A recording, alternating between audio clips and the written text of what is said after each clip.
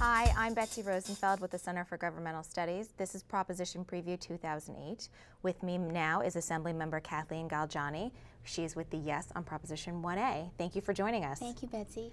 Let's get started with why Californians should vote yes on Prop 1A. Well, Prop 1A is a $9.95 billion bond measure that will bring a high-speed train to California, and it will be the first in the nation to be in California. So tell me more about how Prop 1A would work and what it would do for the state. Well, Prop 1A will ensure that we can bring a high-speed train so that we have the best environmental alternative for reducing our dependence on foreign oil and reducing greenhouse gases that cause global warming. And furthermore, when the train comes, it will bring the thousands and thousands of jobs that we need to put California back to work.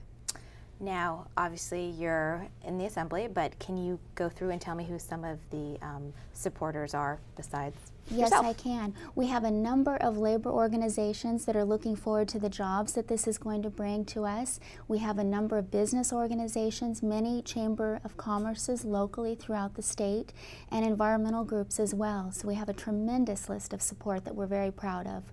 There are, of course, there is an opposition, and how would you respond to their argument that well, this isn't good? I would say that Proposition 1A, which replaces the original measure, has established a tremendous number of oversight criteria and additional accountability.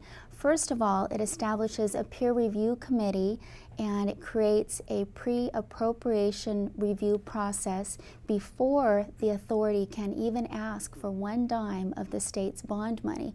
And third, it ensures that we have an expenditure process in place so that even though we will have said that they have permission to have the money, they must have a final business plan and details that have changed since the initial appropriation to demonstrate how the money will be spent and the chronology of the high-speed train construction.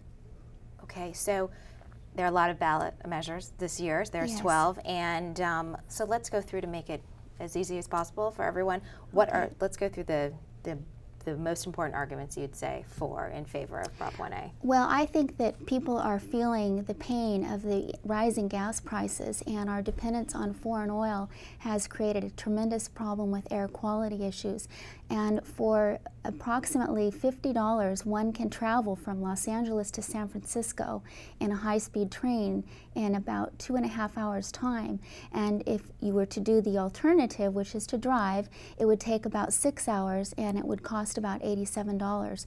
So frequent travel times will allow Californians to save money and reduce time. Now, there is, of course, with all measures, there's arguments on both sides. So what would you say to the opponents if they were sitting across the table from you? Well, if we don't have a high-speed train now, California will have to build 5,000 additional highway miles and 5 additional airport runways to meet the future travel demands of the state. So now is the time to get to work and put California back on the right track to the future.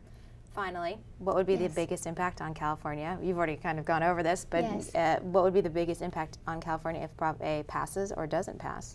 Well, again, people will have the opportunity to save travel time and money, and with gas prices rising as they are, I think that's extremely important, and every family realizes how much that impacts them now, and this will be a real opportunity to save working families. And if it doesn't pass, again, it will add a tremendous pressure to our already existing air quality problem, and we will have to build 5 additional airport runways and 3,000 extra miles of highway. Kathleen Galgiani, thank you so much for joining us for Proposition Preview. Thank you.